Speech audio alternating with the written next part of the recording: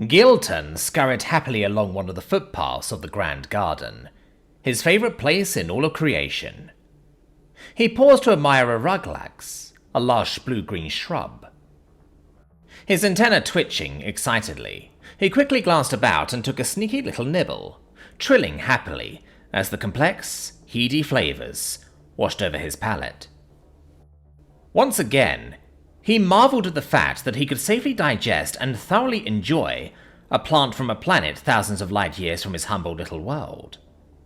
Only a few decades ago, most of the scientists, futurists, and science fiction authors back home firmly stated that such a thing was laughably improbable. But here he was doing just that. Then again, those same people said they would likely never contact a sapient race from another star. And now here he was, at the very heart of a grand association of thousands of sapient species from all across the galaxy. And it was all thanks to this. He reached back with one of his antennae and stroked the small device attached to the back of his little chitinous head. It was the single greatest achievement of all time, greater than even FTL. The Universal Translator. With it, all beings, regardless of biology, could freely exchange not only words, but thought itself. Somehow it detected his brainwaves and transmitted them directly to other translators in range. Sci-fi telepathy. It was, in a word, magic. While his kind could understand nearly everything else, its workings were a mystery, beyond their current grasp of science. Then again, 100 years ago, they were proud of the fact that they had harnessed electricity. Shortly thereafter, they used it to transmit messages along electric cables over incredible distances, hundreds of kilometers. Little did they know that once they did that, they started leaking electromagnetic waves, the requirement the galaxy has set for first contact. Those puny static-filled messages reached a little probe no bigger than he was, which had been placed in their system 100,000 years earlier, while his race was still building nests in trees. They called out, and the galaxy answered. Again, their futurists and sci-fi authors were wrong. What came wasn't the still-shod talons of conquest, but a warm, fuzzy, loving hug. They couldn't really be blamed, though. They had been warped by the unforgiving yoke of scarcity, something transcended by the galaxy long ago. Resources of all kinds abounded in space.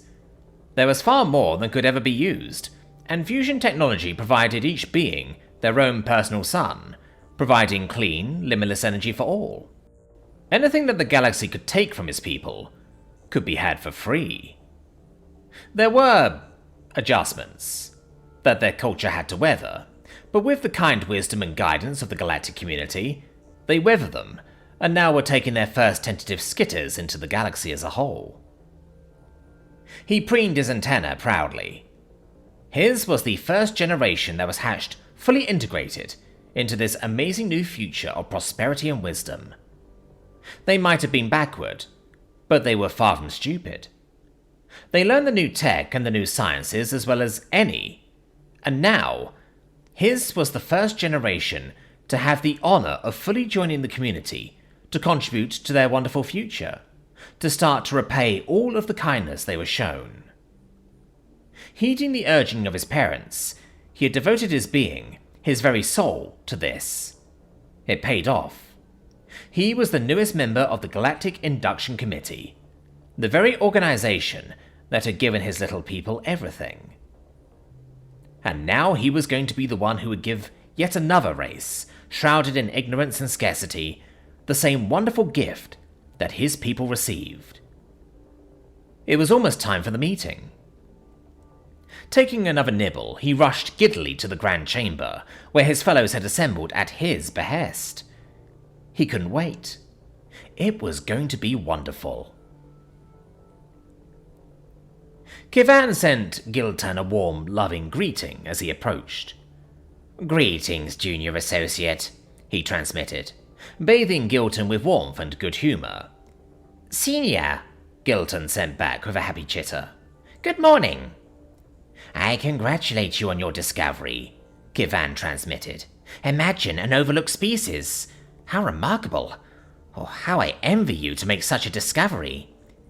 I wish I could take full credit, Gilton replied, with a humility that took just a little effort. Kivan spread the eyes, in his gelatinous anterior segment, in a smile.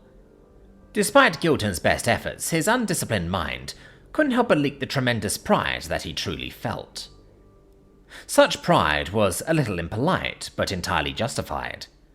A lost race was a truly amazing find indeed. It may be a little improper, Kivan said, but indulge your beloved mentor with a spoiler ahead of the others. Tell me more of these beings and their world. Oh, beloved mentor, I would be so very happy to do so, Gilton said with excitement. They reside in the X-32 system on their third— Oh dear, Kivan said, interrupting him with a little alarm. Gilton, you are aware of what the X in their system's designation means? Gilton replied, with an embarrassed twitch of his antenna. It means proscribed. That system has been designated off-limits. But mentor, there is a Class 6 civilization on that world, well beyond the requirements of first contact. And they have been left alone for a reason, child. I am sorry, but I am cancelling the meeting on your behalf. Senior, those poor people need our help. Those poor people are beyond our help, Gilton. They should be left to their fate. But without us, they will never escape their system. One can only hope. But, the probes I sent. You sent probes? Oh, Gilton, you should not have done so, not without consulting me. I didn't want to bother you without more data. They were my personal probes. I built them with my resource allotments. I saw no harm. Kivan sighed. It happened with every new generation. At least one young, impetuous sophont took it upon themselves to explore, rather than satisfy themselves with the provided data streams. He looked at Gilton fondly. It wasn't a bad thing, and usually those individuals went on to be very accomplished members of the community. He couldn't help but feel a little pride that it was his junior associate to be the one to claim the dubious honour of rediscovering the X-32s this time. The emotions of pride and amusement washed over Gilton. The community is well aware of the X-32s, he said, with a little flatulent chuckle, flooding the space with a spicy floral scent. You aren't the first to discover them. With every century, their noise spreads further. Last time it was a freighter pilot. Before that, it was an astrographer. Before that, it was one of our own. If they have been discovered that often, why have they not been contacted? They are well beyond the point of contact, haphazardly so. They need to be inducted for their own sake before it is too late for them. My dear friend and subordinate, Kivan replied, it was likely too late for them when they were still working stone into simple tools. It is a sad and hard truth that not all solvents are suitable to join us. But why? It's complicated. Are they dangerous? Very. They are far too dangerous to contact. Are they too violent? Not especially, as compared to other pre-contact sophons. There are certain solutions to the dilemma of scarcity, and violence is one of the most obvious and most common. Your race was much like theirs in that regard, and mine. Oh, we were far worse. Still are, in fact, Kivan said, as he raised a stubby pseudopod to stroke a wide, discoloured scar, stretching nearly the length of his side. A gift from one of his beautiful wife's many suitors. One that he brutally killed. Oh, sorry, he transmitted sheepishly, as Gilton shrank back. I leaked a little there. No apology needed, Gilton replied. Customs vary as much as our biologists do. My people are far from blameless in that regard. My father's mother still keeps a pistol in her quarters. She was in one of our last wars. It was a big one. Most sophons share a similar history. Thank the Creator that we were safe from ourselves. I doubt we would have survived another century before perishing at the points of our own fangs. Are they a biohazard, like the Lavan? They do have an aggressive microbiome and are riddled with parasites. some of which could be harmful, but not like the Levan. Creators, no. Those things are deaf walking for the rest of us, and we handle them just fine, with the proper protocols. Then why? Why are we abandoning them and their world to almost certainly perish? What my probes saw... Gilton shuddered, unsuccessfully suppressing his horror. It's like something out of the galactic history books. Climate change, widespread pollution, including forever chemicals and microplastics, and the sort of weapons that only a war-torn Class 6 population can create. Do you know they have weaponized fusion? So do we. What? We do have a military, Giltan. It is only prudent. Just because we have never encountered another transstellar threat doesn't mean that there won't be one. Our collective histories show what happens to the unprepared. We have fusion weaponry and far, far worse at our disposal should the need arise, along with a small but very well-trained group that maintains readiness should the need arise. We don't want to end up like the Andromedans. The Andromedans? Giltan transmitted in surprise. We have contact with other galaxies? Just Andromeda thus far, Kivan replied. And not physically, of course. That is still just a little beyond us. However, we have detected and even exchanged messages from some races. Or used to. It is not common knowledge because it is distressing. It is truly unfortunate that their transstellar races do not share our values. When Andromeda touches us, we will be fully prepared to touch them back. Consider yourself fortunate that we will not be around when that day comes. However, when that day comes, our galaxy will prevail and endure. Our peace and prosperity gives us the advantage in both numbers and industrial capacity. Kivan couldn't suppress his baser nature's darkness, causing Gilton to pull back his antenna. Again, I apologize, Kivan said. Our race has such foulness bound to our very souls. It is so strong that not all of us are allowed translators. No! Another thing that is not common knowledge, Kivan said, and I would not share it now save for the fact that it is relevant. Such foulness is why X-32 shall be forever untouched and unnamed. But you said they are not violent. For the record, I said they were not especially violent. They are as nasty as the rest of us in that regard, and far nastier in others. What is this nastiness you speak of? In a word, Kivan said, they are horny. They are the most lascivious of any race encountered. It oozes off of them in waves. Worse than Kirill?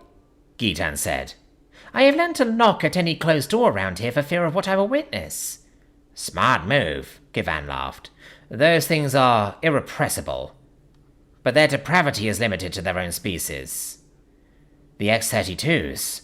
Oh, dear creators in the void, they are impossible to deal with. So we have contacted them? Just as with your kind, samples were collected prior to official contact. Let's just say that their madness is overpowering and dangerous. Every being that has tried communicating with their minds has been left worse for it.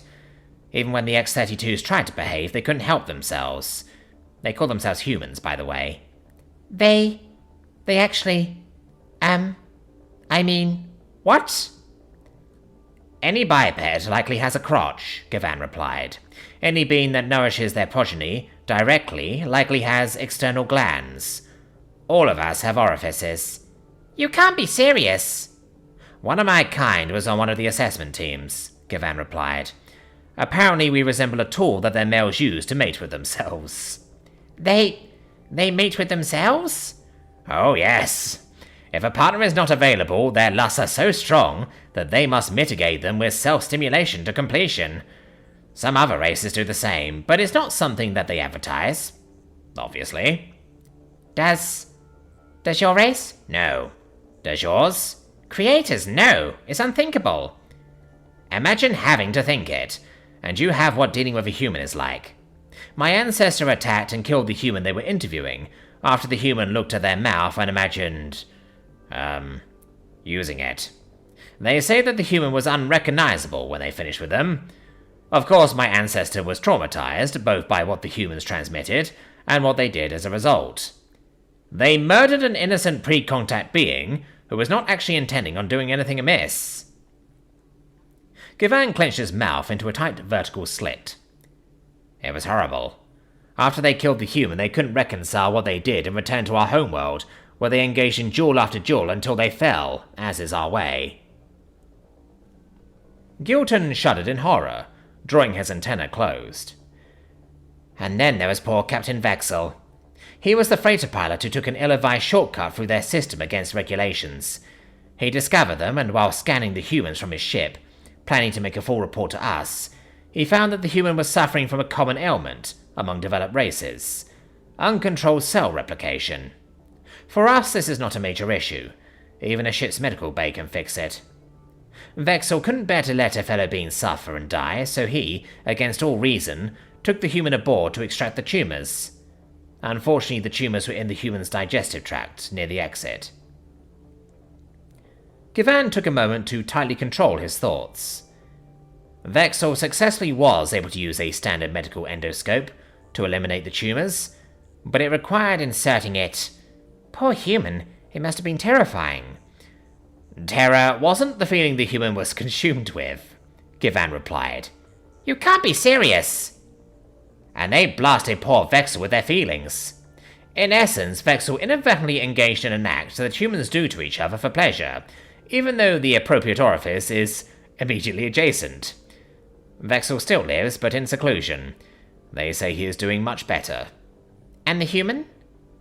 Vexel released it after saving his life. It spoke of its experiences, but the humans don't believe it to be true, though Vexel's species is now widely used by the humans as a fictional depiction of transstellar life. Our creators, Gilton gasped. But without aid, the humans will perish and take their current biosphere along with them. Tragic, but unavoidable. Based on our projections, there isn't a single species that a human won't find desirable in some way. Even if most won't, enough will. The galactic community decided long ago that humans cannot be allowed into our fold, even if this means extinction. Even if it means mass extinction. Gilvan sagged and let out a soulful chirping, their version of weeping, as waves of inconsolable grief ravaged the area. Giltan? Givan asked, as he tried desperately to send soothing thoughts to his distressed fellow Sophant. Sorry. Giltan said, as he struggled to restrain his emotions. It's just that humans aren't the only sapient race on that world. They condemn another to share their fate. What? Givan emoted, his shock drowning Gilvan's grief. My probes detected advanced brainwaves, indicative of sapience, among another species on that world. Those poor innocents will die along with the humans. It's too much. I can't. We didn't know this, Givan mentally cried. This changes everything. Tell me of them. There is an aquatic being, Gilvan replied, sending a visual image of a bottlenose dolphin. And they are sapient? Without a doubt. They are class 0, but they are unquestionably sapient. This changes everything, Givan exclaimed, quivering with excitement. Oh, we are having that meeting. We must get samples of these beings and initiate contact immediately. While these humans may be foul beyond description, we must save these other Sophons. Givan showered his beloved junior with praise and undiluted pride. You have done very well. This is the discovery of our generation. Do you think I could be the one to reach out to them? My dear friend and associate, Givan beamed. We both will. I can't wait to find out what wonderful things these gentle, innocent beings will bring to our community.